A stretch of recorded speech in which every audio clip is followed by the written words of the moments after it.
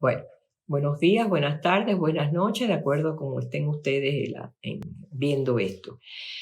El título de esta conferencia, más bien esta charla, es Las mujeres cubanas, una revolución dentro de la revolución.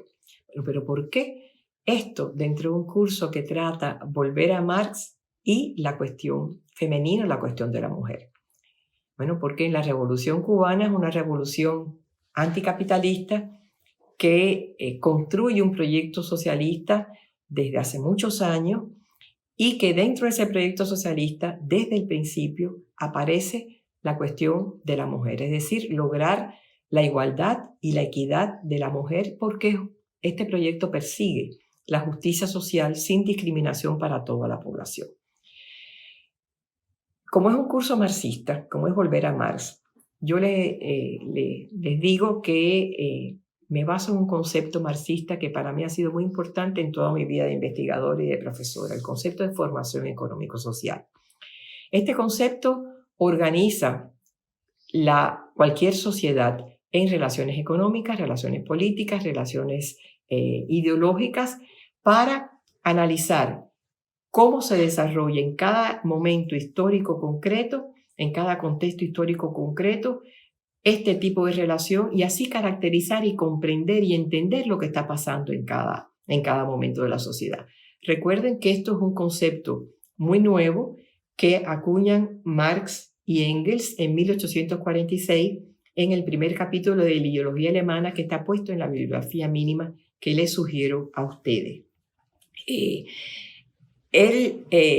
En mi caso, en el caso de lo que quiero explicarles de por qué la mujer, el caso de la mujer cubana es una revolución dentro de la revolución, voy a explicarlo en por qué en el caso concreto de las relaciones económicas, políticas e ideológicas se analiza y se trata y se desarrolla el tema de la mujer.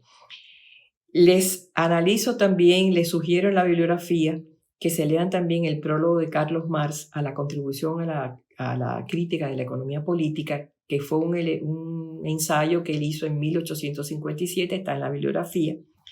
Y para la perspectiva del socialismo cubano, van a leer ustedes, sugiero que lean La crítica al programa de Gotha, que fue escrito por Marx en forma de glosas en 1875, publicado en 1891, después de la muerte de Marx, pero es el único lugar donde él habla de su concepción de cómo la sociedad socialista y la futura comunista salen de la sociedad capitalista y cómo hay que tratar este proceso anticapitalista que es imprescindible para toda revolución que trate de transformar al mundo y transformarlo en un sentido socialista.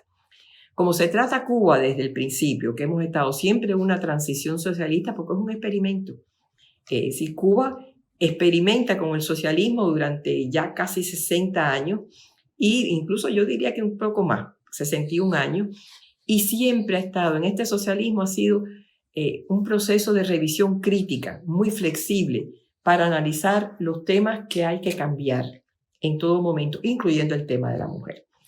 Por lo tanto, yo les sugiero 3 autores en el caso de el socialismo, este proyecto socialista cubano. Les sugiero que lean al Che Guevara, El socialismo y el hombre en Cuba, que fue un trabajo que él mandó al diario Marcha en 1965 en Uruguay, donde habla de cómo se ha hecho la sociedad cubana. Fíjense en qué momento, 65, la toma del poder fue en el 59. ¿Qué procesos habían ocurrido en ese periodo hacia el socialismo?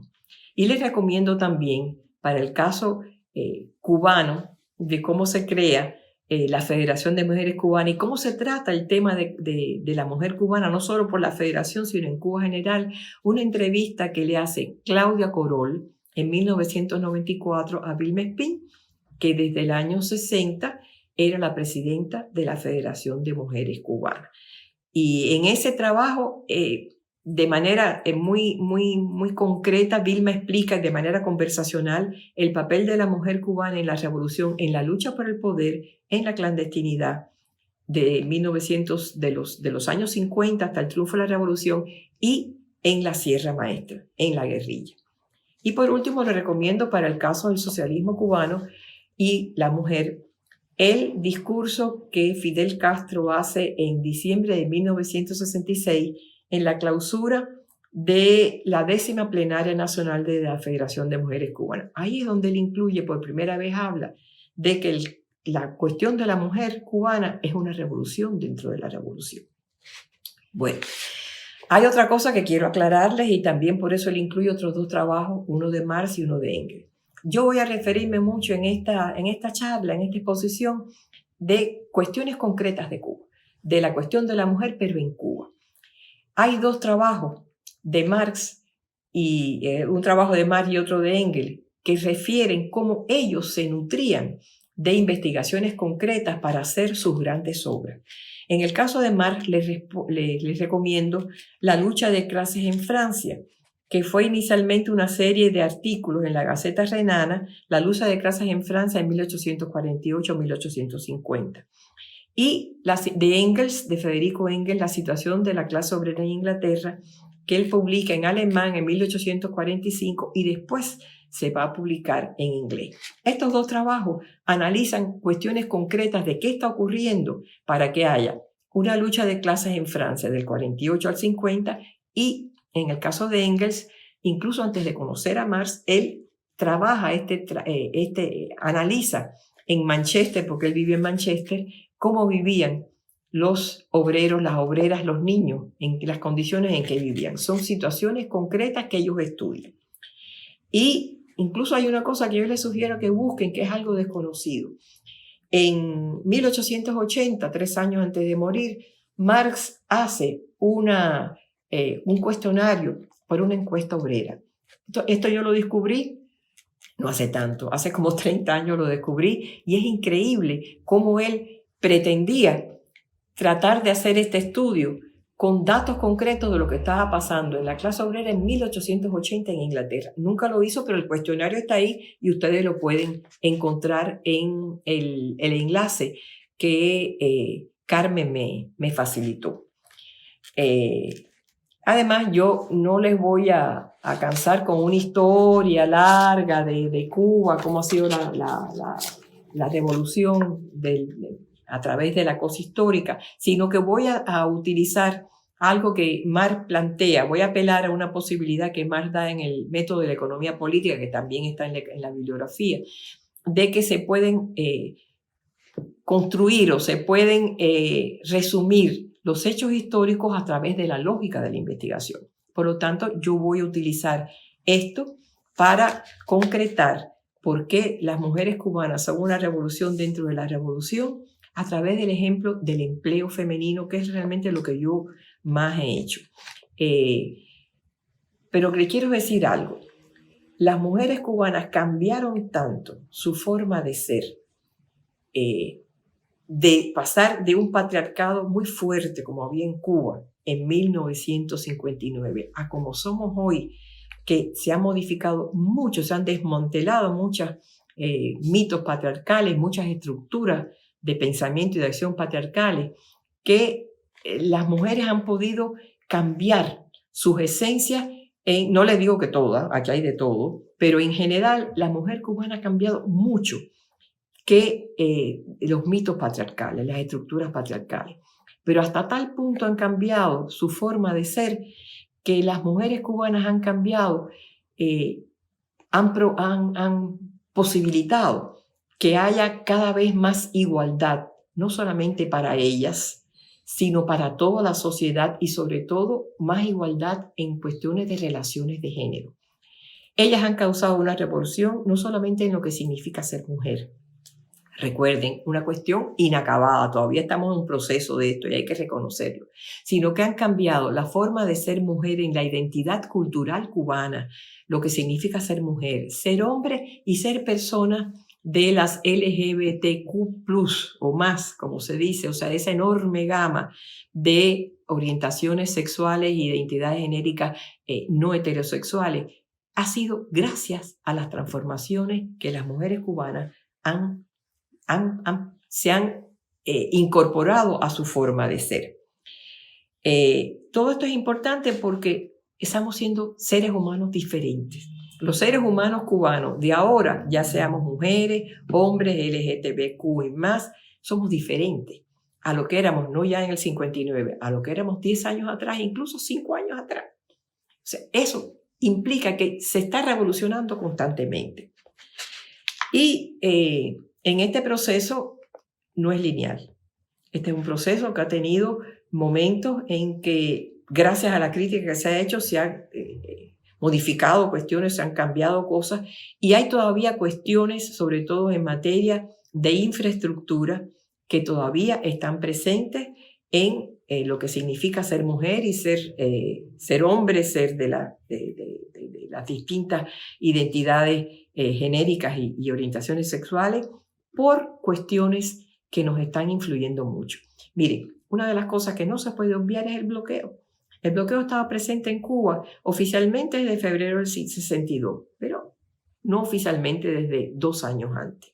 Y este bloqueo significa que Cuba, para que se entienda mejor, desde entonces Cuba no puede no solamente no comerciar directamente con Estados Unidos, que era nuestro principal socio comercial hasta el 59, sino que no podemos utilizar el dólar en las transacciones internacionales. Hace 62 años que no lo podemos hacer, que no podemos pedir créditos en las instituciones internacionales que siempre dan crédito a naciones subdesarrolladas como nosotros. No se puede pedir crédito ni al Fondo Mundial, ni al Fondo Financiero Internacional, ni al Banco Mundial, ni al Banco Interamericano de Desarrollo. Olvídense de eso, no podemos hacerlo.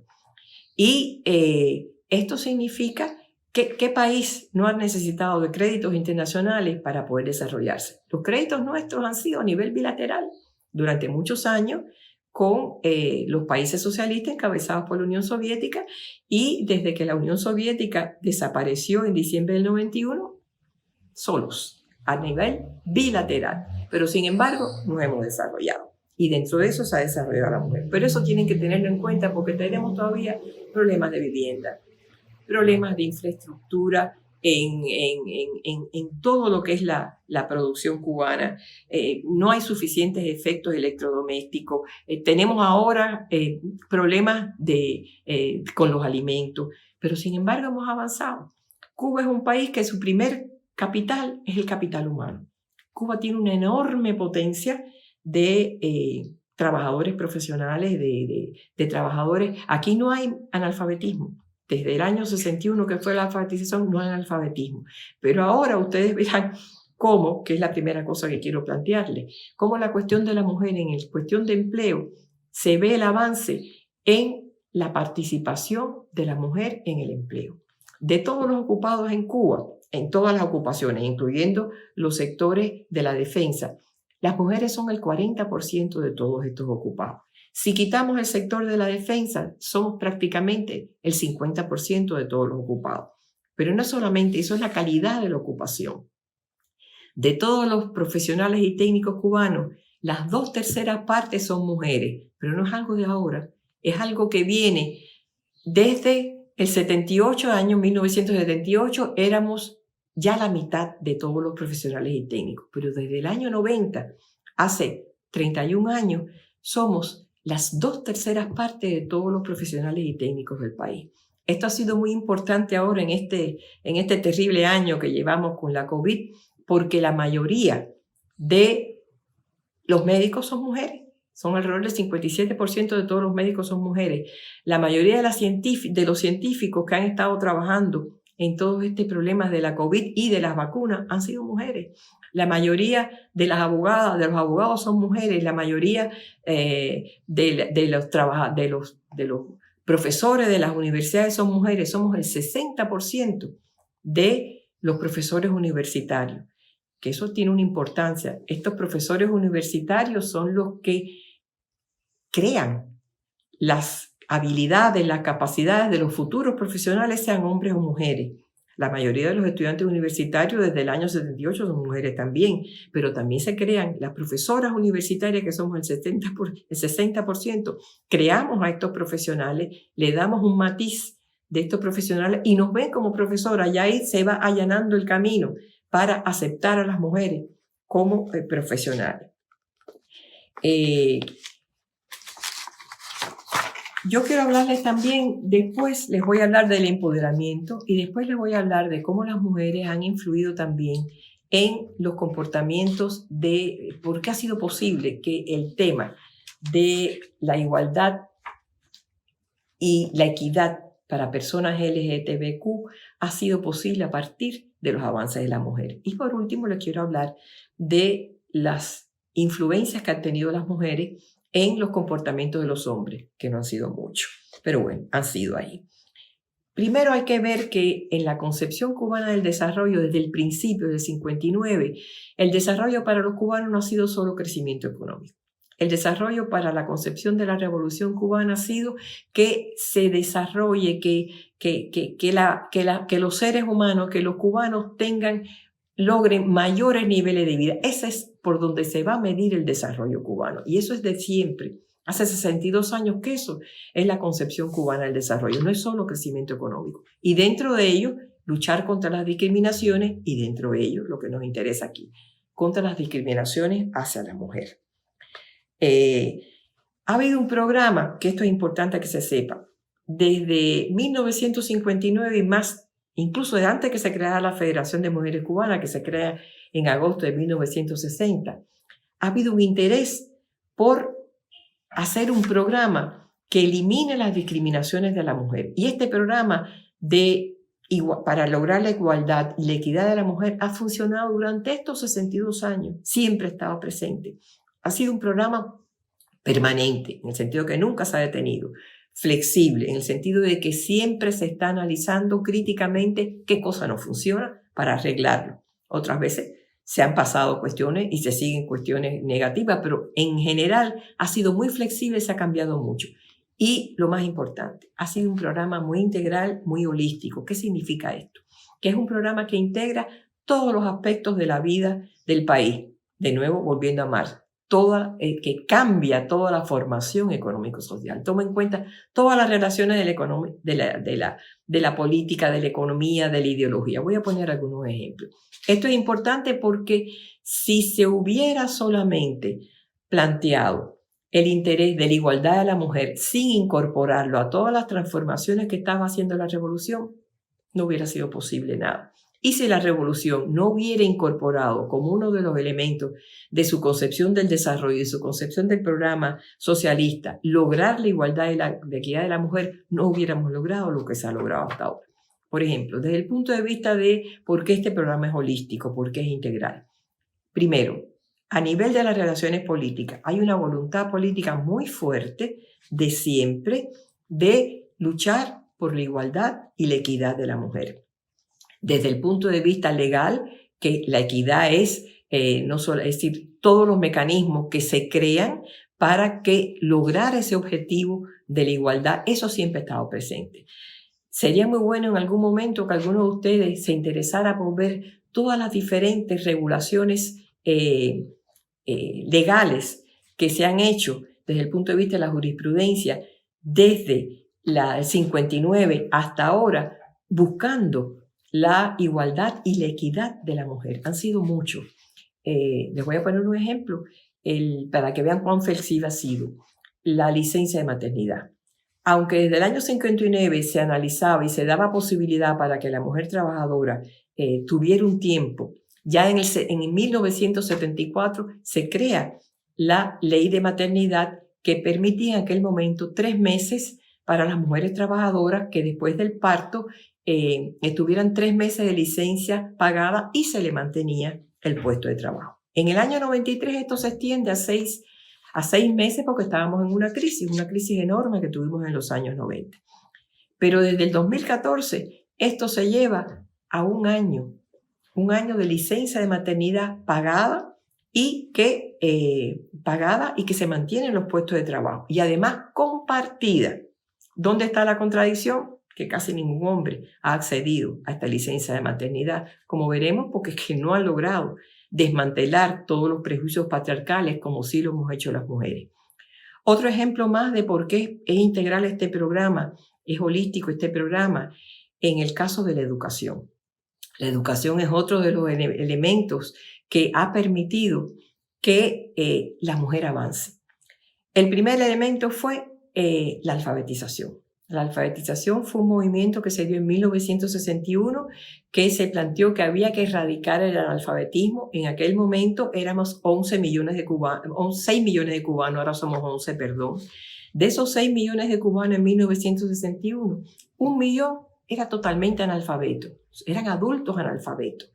Y se planteó que se crearan brigadas y maestros voluntarios para que enseñaran a leer y escribir a esos analfabetos. No era incluso llegar a un primer grado, es leer y escribir, que era algo que se podía hacer en un año, porque además se había estado experimentando desde la Sierra Maestra en el segundo frente oriental, donde se crearon escuelas para los mismos campesinos e incluso para los guerrilleros. Y después, durante el año 59, 60, a las tropas del ejército rebelde se les sometió a experimentos de cómo alfabetizar y se llega en el año 61 a una cartilla, a un proceso de alfabetización, un programa de alfabetización muy bien pensado, que en el año 64 la UNESCO vino, lo revisó y hay incluso un informe del UNESCO publicado en el año 64, publicado en el 65, la investigación se hizo en el 64, hablando de las cuestiones positivas que tuvo esta campaña. Bueno, en esa campaña de alfabetización quiero que ustedes sepan que el 60% de los alfabetizadores fueron mujeres. Fíjense, 59 el triunfo, 60 el segundo año de la revolución. Ya en el 61, 60% de los alfabetizadores fueron mujeres, la mayoría de ellas jóvenes que salieron de sus casas y se fueron a las montañas o iban a los barrios marginales en la ciudad a enseñar a los analfabetos. Y de todos los analfabetos que en diciembre del 61 fueron alfabetizados, un 52% eran mujeres. O sea, estas mujeres recién alfabetizadas y estos recién alfabetizados, hombres o mujeres, algunos, la mayoría, pero no todos, siguieron los programas que se hicieron para alcanzar el tercer grado posteriormente, a partir del 62 hasta el sexto grado. Incluso muchos lograron ser universitarios. Pero lo importante de esta campaña es que en diciembre del 61 ya toda la población sabía leer y escribir y sabían el valor que tenía la educación para sus hijos. ¿Por qué esto es importante? Porque ese año 61, que fue terrible, ese año fue la invasión a Girón, fue ese año, la Bahía de Cochino. En ese abril y mayo del 61 se nacionalizaron todas las escuelas privadas. Se creó la enseñanza universal y gratuita para todos. Por lo tanto, esos recién alfabetizados podían mandar a sus hijos a estudiar a escuelas públicas y de coeducación. Esto también es importante. Y en esto influyó mucho Vilma también. Eran de coeducación desde el 61, cuando muchas de esas escuelas privadas que se nacionalizaron eran o de hombres, o de niños, o de niñas. Fue coeducación universal y gratuita. Por lo tanto, esto fue el inicio, pienso yo, de la feminización de la educación, que hace que las mujeres se vayan incorporando junto con el papel que tenía la Federación de Mujeres Cubanas de concientizar a las y de dar esa equidad. O sea, la Federación de Mujeres Cubanas es parte del momento de equidad, parte del motor que llevaba a las mujeres a que se educaran. Yo me acuerdo, yo trabajaba en la federación en aquellos momentos, yo tengo 74 años, por lo tanto me acuerdo de aquello, había un frente de educación, había un frente de cultura. Y esos frentes de educación y cultura lo que querían era promover que las mujeres siguieran estudiando, estuvieran en el nivel que vieran. Si fueran recién alfabetizadas, que siguieran incorporándose al tercer grado, después al sexto grado. Si eran ya jóvenes, que siguieran becadas, si necesitaban estar becadas para terminar el bachillerato, después siguieran en la universidad, cosa que no existió con los hombres. Eso fue una cosa dirigida a las mujeres. Quizás por eso fue y porque existía la posibilidad de que fueran todos a educarse, porque era universal y gratuita y coeducación, que en el año 78 ya la mayoría de la matrícula universitaria en todas las universidades del país había un 50% de mujeres, de muchachas que ingresaban y se mantenían estudiando y que terminaban sus carreras y ya empezaban a engrosar a los profesionales del país. Fíjense, desde el 78. Hay muchas compañeras mías de otros países que me dicen, bueno, pero en Estados Unidos, sobre todo las colegas norteamericanas, me dicen, bueno, pero en Estados Unidos ahora hay casi tantas mujeres médicos como hombres. Digo, sí, pero es que esto empieza en el 78. y se vuelve incluso más fuerte en los 90, en medio de la crisis que teníamos. Porque es que esto se fue haciendo de poco a poco, sin dejar atrás este programa para el avance de la mujer. Yo después voy a hablarles de una cosa que está en la bibliografía también, que es el nuevo programa que se acaba de aprobar por el presidente de la República, programa para el adelanto de la mujer cubana. O sea, no se ha dejado de pensar en cómo adelantar. Y cuando ustedes lean ese programa que está en el enlace que les va a dar Carmen, en ese programa ya no se habla de incorporar a las mujeres al trabajo. A todas. No. Es a las jóvenes que no están trabajando y sobre todo en las esferas que hace más falta ahora, que es en la agricultura. Y se habla de cuestiones que no se hablaban en aquel momento, pero que son ahora cuestiones nuevas. O sea que ya hay una cantidad de cuestiones que se han superado porque se han tratado durante estos últimos 62 años.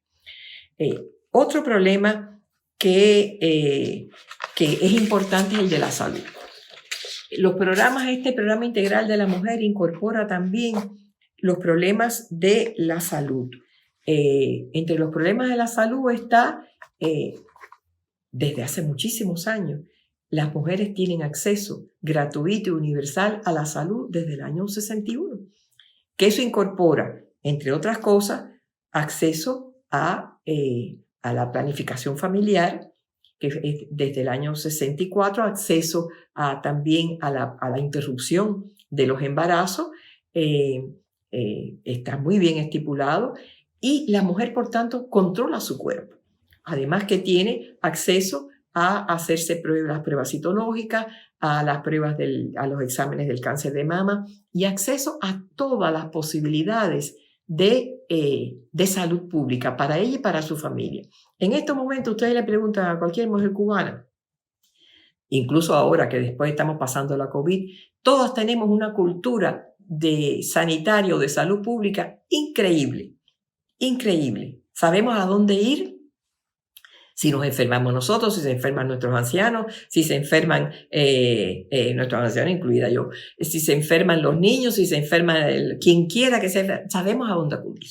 Sabemos perfectamente a dónde acudir y a veces se nos va la mano y nos automedicamos mucho. Hay programas en Cuba muchísimo, hace muchos años para no automedicarnos, lo seguimos haciendo. Pero que quiero decir que en eso sabemos que tenemos acceso gratuito y por lo tanto eso nos lo quitamos de la cabeza. En materia de educación se me olvidó. Ese mismo año 61 terrible, que fue el terrible en el sentido de que fue la invasión a Girón, maravilloso que fue la campaña de alfabetización, maravilloso porque se nacionalizaron todas las escuelas privadas y maravilloso porque se crearon los círculos infantiles. Increíble, se crearon los círculos infantiles en ese año que nos estaban atacando.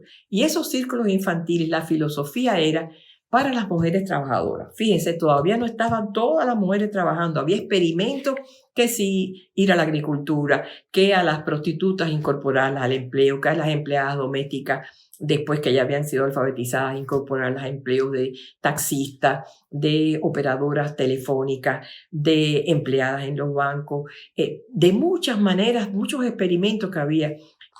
Pero ya se pensaba que esas mujeres necesitaban tener una institución que le educara a los hijos que todavía no iban a ingresar en la educación primaria.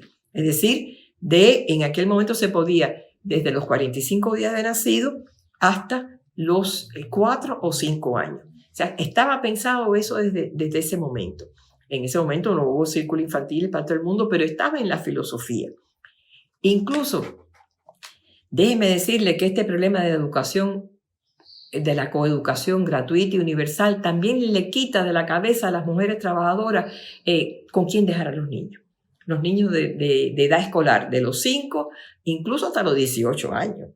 Porque las escuelas primarias son de 2 sesiones. Las escuelas de bachillerato, que los dividimos en secundarias, en preuniversitarios, también tienen 2 sesiones. Por lo tanto, los niños pueden estar incluso ingresar en esos centros educacionales antes de que empiece, desde las 7:30 de la mañana, empiezan a las 8. O sea, las mujeres no pueden dejar ahí las trabajadoras e irse a sus empleos.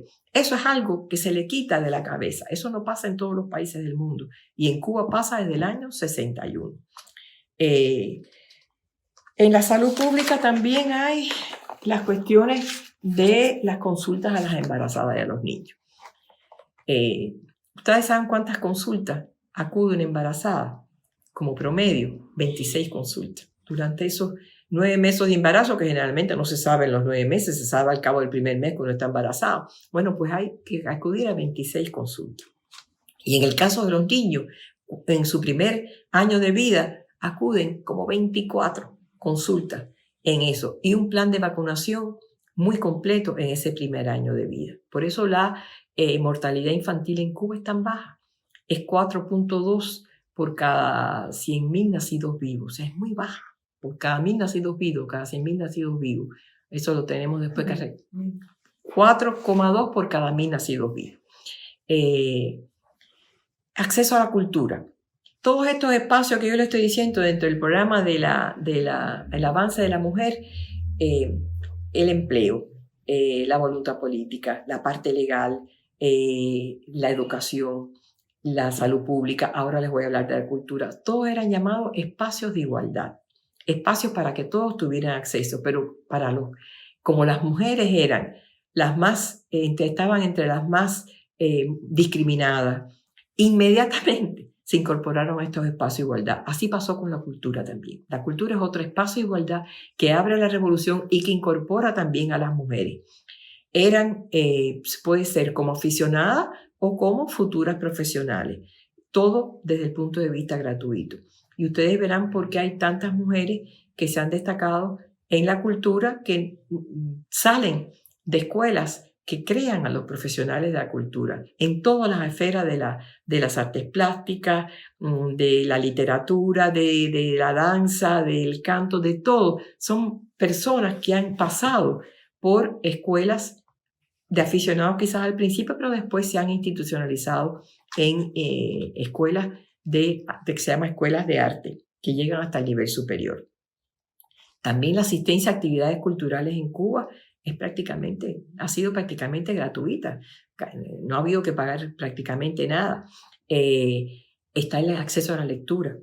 El acceso a la lectura, en Cuba hay ferias del libro de hace 35 años, que es uno de los mayores eventos culturales que hay en el país. La gente, si ustedes van a las casas de los cubanos, van a ver que generalmente tienen libros en sus casas, cosa que no ocurre en otros países. Bueno, vayan, saquen fotos, tienen libros en sus casas. Libros que acceden muchas veces en estas ferias del libro anuales. En deporte. Deportes también es otro espacio de igualdad. Acceder a los deportes, a la práctica de deportes, que también está institucionalizada dentro de los planes de educación, desde el círculo infantil y educación desde primaria hasta universitaria, pero también están las escuelas donde se crean los que van a ser los deportistas que nos representan en las diferentes programas esos de eventos internacionales.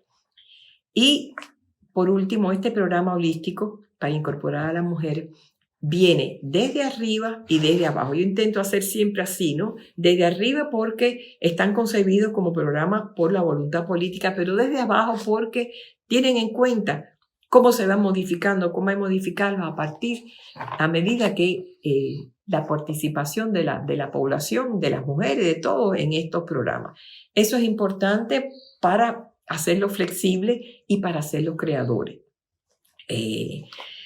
Pero ¿en qué están muchas dificultades? Miren, los problemas de la infraestructura en Cuba son enormes. Les voy a poner un ejemplo que tiene incluso que ver ahora con la COVID y las vacunas cubanas. En Cuba hay consultorios del médico de la familia en todo el país. Cercanos no solamente a la comunidad, cercanos a las cuadras, cercanos a las personas. Originalmente era un médico de la familia por cada 120 familias, era un poquito más, pero quiero decir, uno camina 2 cuadras y ya tiene su consultorio del médico de la familia. En esos consultorios estamos acostumbrados a ir para cualquier cosa que se presente en la escala más básica del sistema de salud de Cuba. Después vienen las policlínicas, después vienen los hospitales y los institutos especializados. Pero lo primero es el médico de la familia. En esos médicos de la familia generalmente hay 2 médicos, un médico con 2 enfermeras, una enfermera. Estas personas han sido, se crearon, o sea, se formaron como médicos, como enfermeras a nivel universitario y están sumamente calificadas desde el punto de vista profesional. Estos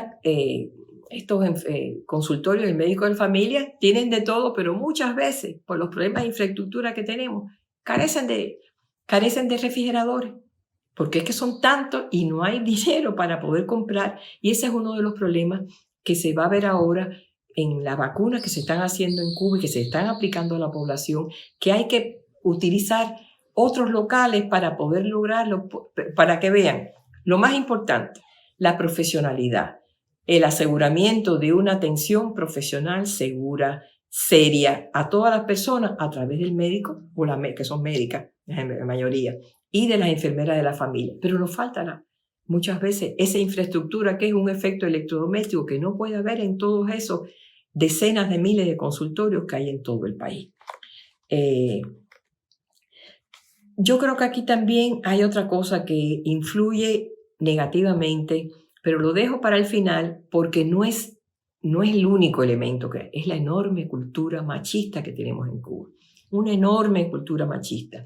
No nos podemos, ni nunca lo hemos hecho, decir la culpa de todo lo que está pasando en Cuba es la cultura machista. Es uno de los aspectos. Los aspectos más importantes son los aspectos que he venido tratando, que si no hubiera habido una voluntad política, si no hubiera habido elementos legales, si no ha habido un programa de incorporación de las mujeres al empleo, si no ha habido una educación universal gratuita, si no hubiera habido una salud pública, si no hubiera habido una cultura, un deporte, no se hubiera logrado esto. La cultura machista sí está presente. Y está presente no porque sale de la nada, sino está presente porque salió, y aquí viene otra vez el marxismo, a través de eventos históricos que fueron los que poblaron este país que se llama Cuba. Aquí vinieron, en 1492 empezaron a venir los españoles, que ya tenían una cultura muy patriarcal, tanto los ibéricos como por haber estado bajo la colonización árabe durante 8 siglos. Por lo tanto, ya había una cultura muy machista que venía aquí a Cuba.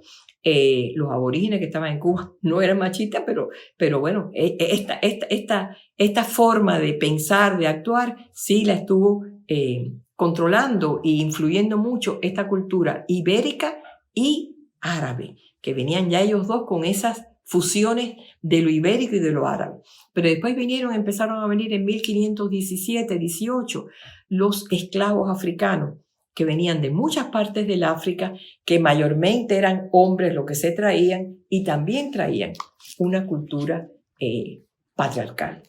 Una cultura patriarcal. Después vinieron los chinos en 1857, que venían hombres solos, también trajeron una cultura patriarcal. O sea, fueron eventos históricos de cómo poblar esta isla, primero con los conquistadores y los colonizadores, después que trajeron a los esclavos que sufrieron de horribles procesos, y después también de los chinos que vinieron, que supuestamente venían contratados a trabajar, pero también fueron sometidos a condiciones prácticamente de esclavitud.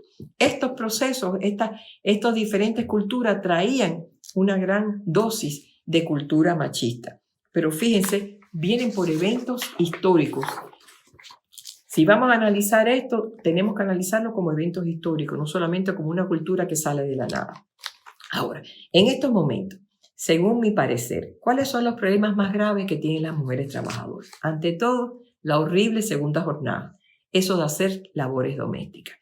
Caen sobre los hombres de las mujeres. En Cuba caen sobre los hombres de las mujeres. Hay una encuesta que se hizo hace ya bastantes años por la Oficina Nacional de Estadística, que su centro de desarrollo, actualmente su vicepresidente, es un demógrafo feminista, Juan Carlos Alfonso, que preguntó a mujeres y hombres trabajadoras, ¿cuántas horas usted dedica a la semana a hacer labores del hogar? A la semana, ustedes saben, los hombres trabajadores lo que dijeron, 12 horas. Para mí es mentira, Juan Carlos también piensa que es mentira, pero bueno, hay que ponerlo porque eso es lo que ellos dijeron.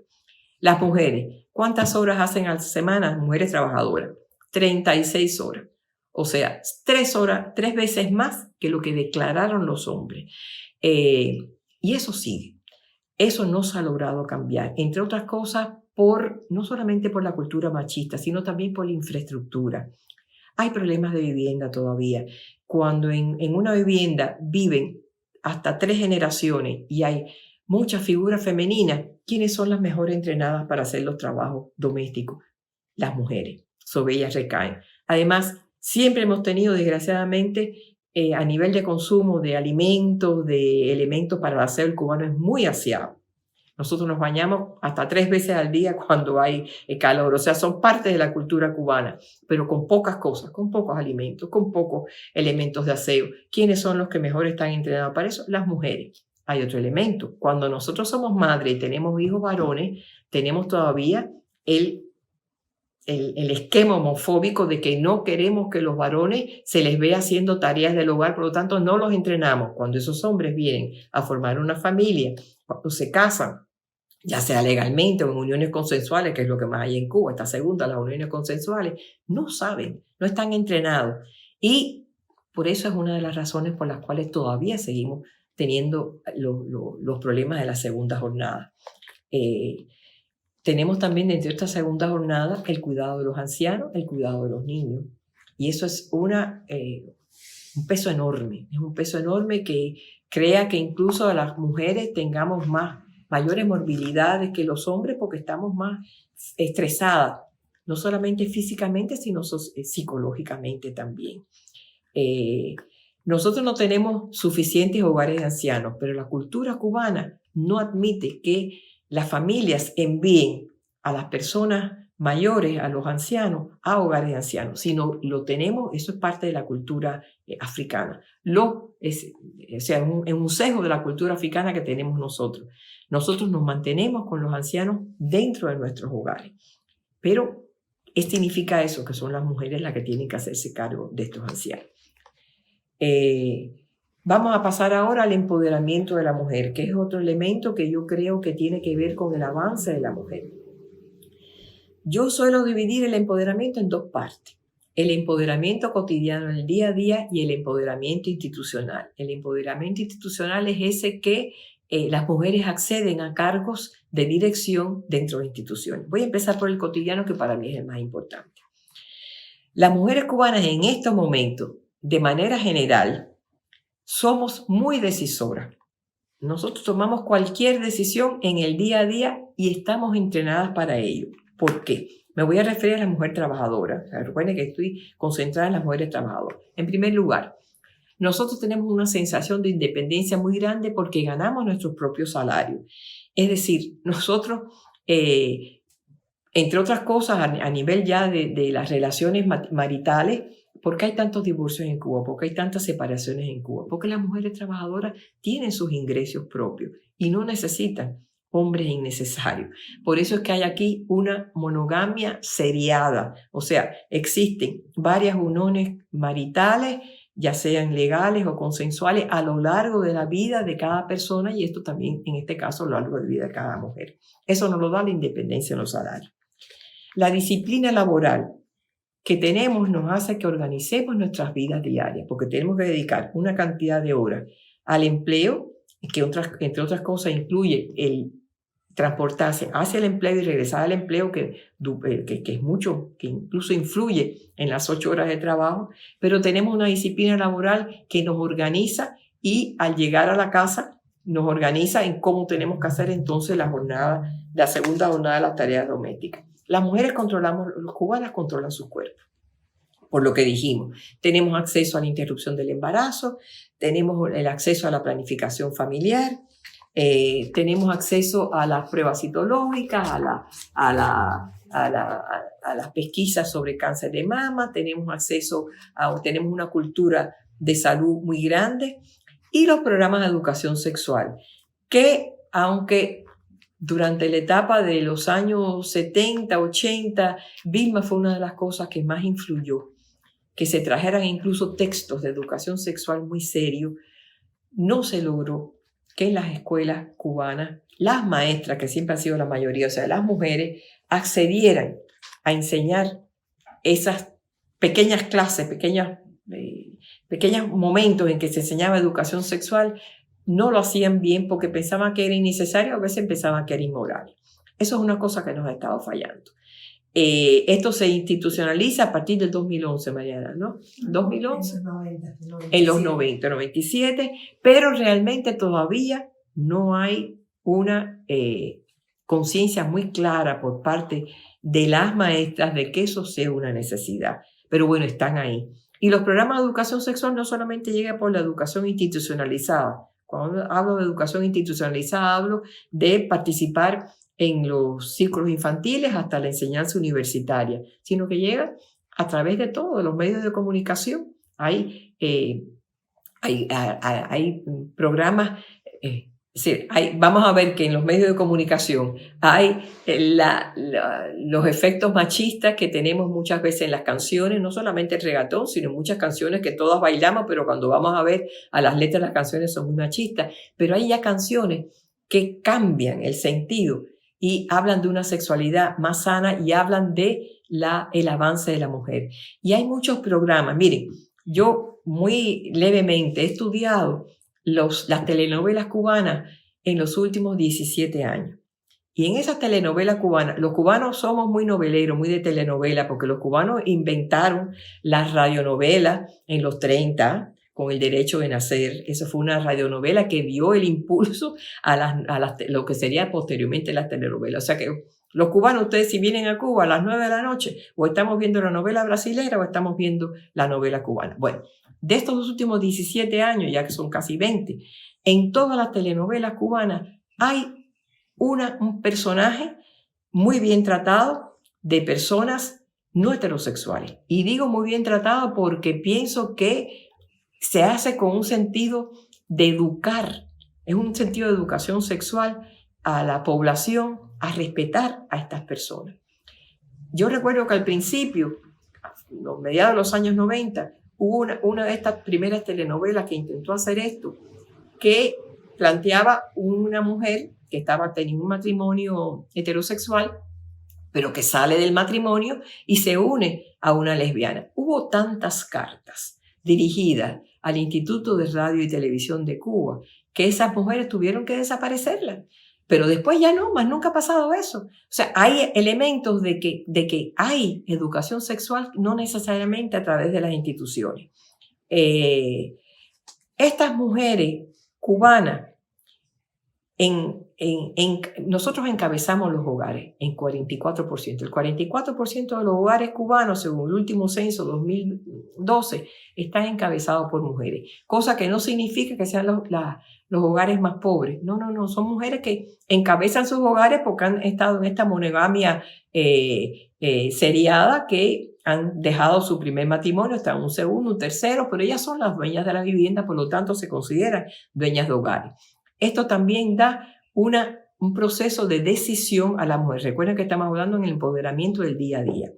Y la segunda jornada, con todo lo malo que tiene, la segunda jornada para las mujeres trabajadoras implica que nos hagamos como multitarea. O sea, tenemos que organizarnos de manera tal que utilicemos todos los momentos de la vida, tanto en el empleo, para tomar decisiones de qué hacer. Hasta la decisión más pequeña de qué vamos a cocinar, cuándo le hago la tarea al niño, cuándo se tienen que bañar los niños, cuándo baño a las personas. Todas esas cosas nos dan a nosotros un sentido de ser multitarea, cosa que los hombres no tienen. Por eso vamos siendo mejores. Cuando logramos cargos de dirección en los empleos, somos mejores que los hombres.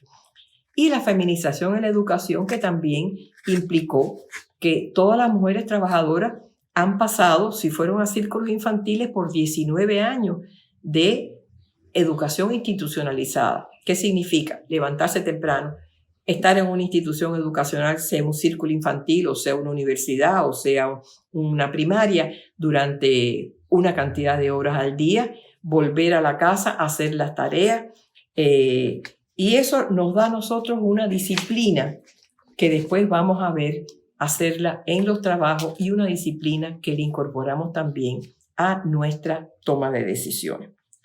Esto quiere decir que nosotros las mujeres cubanas tenemos muchas condiciones que nos han creado a través de nuestra vida por estos programas de la revolución para ser decisoras en el día a día.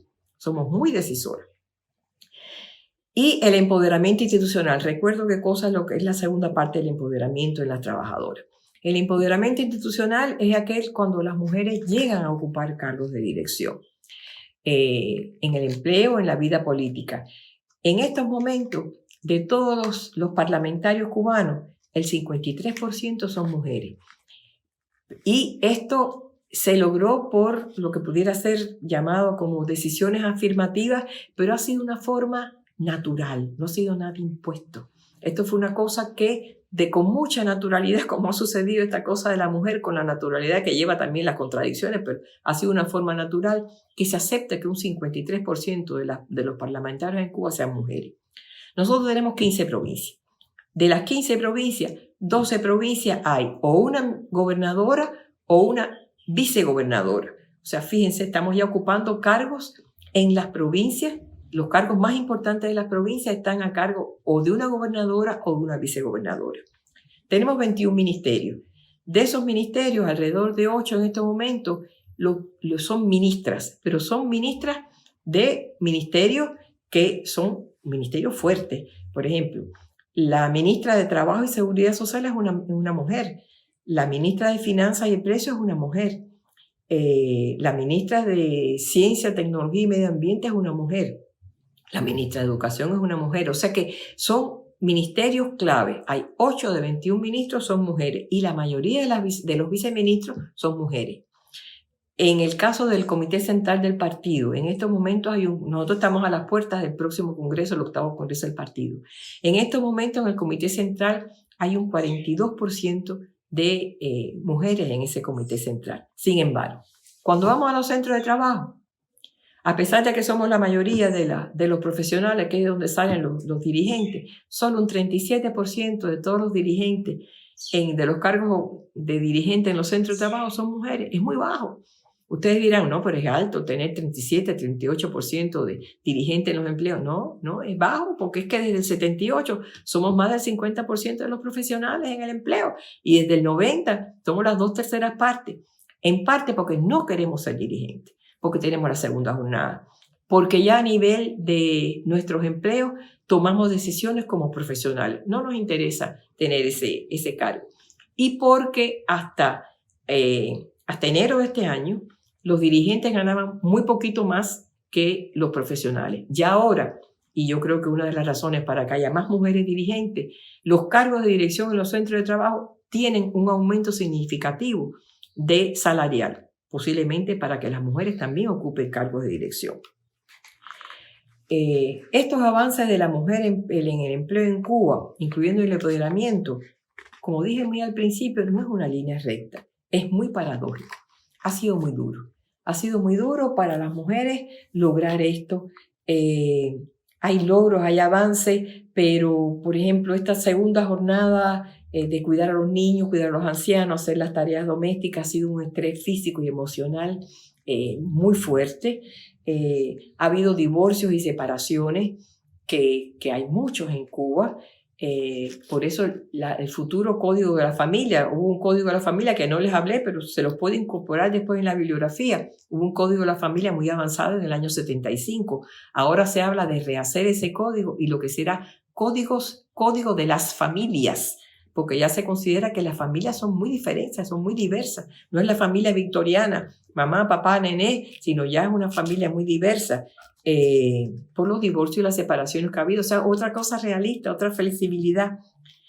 Otro problema que yo he visto, las mujeres profesionales de 40 años y más, en estos momentos es muy difícil que encuentren parejas de hombres profesionales.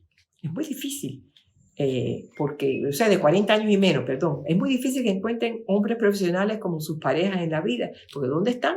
Son todas profesionales, son 2/3 partes de las profesionales, así que con 40 años y menos va a ser muy difícil que encuentren parejas profesionales. Eso lleva a que también haya tensiones en el matrimonio cuando uno tiene que unirse en una pareja a una persona que no tenga el nivel educacional o la profesión que tiene esas mujeres. Y la cultura patriarcal, que realmente nos agobia muchísimo.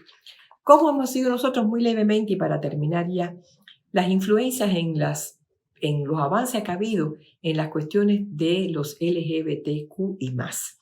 Bueno, yo creo que una de las razones, y eso no lo digo yo, eso lo dice mucha gente aquí en Cuba, muchos investigadores, lo dice mucho Mariela también, lo decía mucho Vilma, el hecho de que se haya podido avanzar tanto en la mujer ha sido uno de los factores, si no el más importante, para que se pueda convertir el tema de la igualdad en materia de las personas no heterosexuales y el tema de la equidad en estas personas como un tema político, que se convierte en un tema político a través de, fíjense, de la conferencia del partido del 2011, Partido Comunista. Yo creo que es el único partido comunista en el mundo que plantea como uno de sus principios, como hacer un tema político, la igualdad y la equidad para las personas de orientación sexual diferente a la heterosexual y de diversidad genérica. Eso yo creo que no hay ningún otro. Busquen, yo no he tenido tiempo de buscar otros documentos de los partidos comunistas en el mundo, pero por lo menos el cubano es uno de los que sienta pauta y fue en el 2011. Fue el más discutido. Fue el más discutido. Al igual que en la Constitución de 2019, que se discutió durante todo el año 2018, había un artículo que hablaba de reconocer la igualdad de estas personas y fue el más discutido. Fue el más discutido y que la gente se le opuso muchísimo. Ve que la población cubana todavía es altamente homofóbica. La cultura patriarcal no puede irse en 62 años, es imposible. Sin embargo, en la Constitución de 2019 hay como 3 o 4 artículos que sí plantean la igualdad y equidad de estas personas LGBTQ. Yo les voy a dar no los puse en la bibliografía, pero les voy a plantear artículos de Mariela, otras personas, sugerirles que los lean, donde se analiza cómo en esta Constitución del 2019 estos artículos adelantan lo que va a ser la mayor equidad e igualdad de las personas, cualquiera que sea su orientación sexual o su identidad genérica, en el futuro Código de la Familia. Todavía no se ha llegado a legalizar el matrimonio de personas de un mismo sexo, pero prácticamente en Cuba, sí, está bien, debe hacerse, pero no es necesario, yo creo, porque la mayor cantidad de las uniones maritales en Cuba son uniones consensuales, que tienen los mismos derechos que tienen las uniones legales. Y en eso se ocupó la Constitución del 2019 en establecerlo como un fenómeno de equidad. Pero todavía hay elementos muy negativos con respecto a la población LGBTQ en Cuba. Entre otras cosas porque hace falta que se institucionalice más este programa de educación sexual en las escuelas. En las escuelas que cuando esto se logre y se logre como se quiere hacer, los programas de educación sexual han sido bellísimos, muy inteligente, basado en la ciencia, pero que se lleven a la práctica, ya eso es otro problema y bueno, poco a poco también se irá haciendo.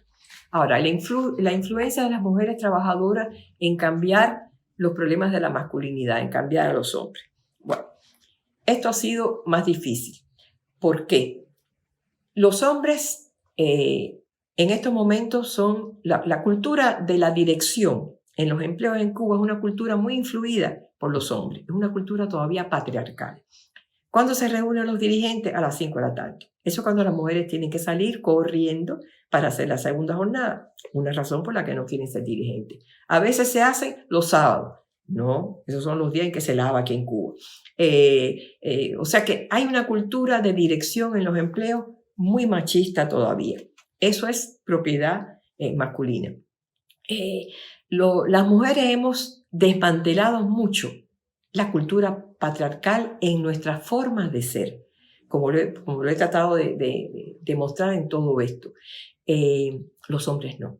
Los hombres les ha costado más trabajo, son más machistas que las mujeres. Las mujeres son machistas todavía, se los demostré en la forma en que como educamos a los hijos varones, todavía hay rasgos de homofobia a la hora de no incorporarlos a las tareas domésticas. Eso va cambiando, pero todavía es una tendencia que hay entre las mujeres con respecto a la educación de los hijos varones. Pero miren, ya los hombres tienen que aceptar en su centro de trabajo que están trabajando con mujeres. Tienen que aceptar que las mujeres profesionales muchas veces los dirigen en los proyectos de investigación tienen que aceptar que sus hijas van a ser profesionales y van a trabajar como profesionales. O sea, ya hay cosas que los hombres en Cuba se van enfrentando a esta revolución que las cubanas hemos hecho durante todos estos años. Les quiero decir otras cosas. Se han hecho muchas investigaciones en ciencias sociales, en la psicología y sobre todo en la sociología y en la ingeniería industrial de cuáles son las características de las mujeres dirigentes en comparación a los hombres. Bueno, todas estas investigaciones que sobre todo se están haciendo a partir de los 90, dan que las mujeres en los centros de trabajo son mejores dirigentes que los hombres. ¿Por qué? Uno, están mejor preparadas. Están mejor preparadas para hacer varias tareas a la vez. Dos, promueven que sus subordinados sigan aumentando sus niveles educacionales. No tienen miedo a la competencia de que haya personas que tengan tanta capacidad o más que ellas. Dos, son más consensuales a la hora de lograr los objetivos del trabajo. Tres, esta cosa de ocuparse de las cuestiones más íntimas de las personas también hace que humanicen más la labor de la dirección. Se los digo, yo no he hecho estas investigaciones, pero me he basado en investigaciones de psicólogas, de sociólogas y de ingenieros industriales que han resultado esto, pero todavía somos muy pocos. Pero estamos preparados para hacerlo. Con este año de la COVID se ha visto mucho en la televisión y creo que eso nos va a educar y nos va a ayudar mucho a que promuevan cada vez más mujeres a cargo de dirección, que hay mujeres que han sido claves en todo este proceso de la COVID y que han estado dirigiendo proyectos de investigación o dirigiendo instituciones que se han trabajado en estas cuestiones de la COVID, o viceministras de salud, o viceministras en la parte de ciencia y tecnología, o directoras o vicedirectoras en los institutos de investigación que se han ocupado de los estudios sobre la COVID y de los estudios de la vacuna sobre la COVID.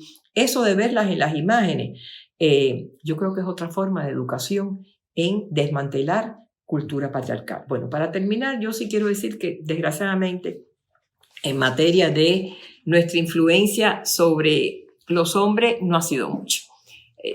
¿Por qué? Las mujeres hemos desmantelado más los elementos nuestros en cultura patriarcal, machista, los hombres no.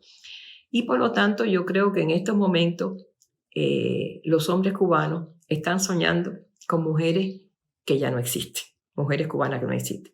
Mientras que las mujeres cubanas están esperando por hombres que todavía hay que construir. Bueno, muchas gracias y espero sus preguntas.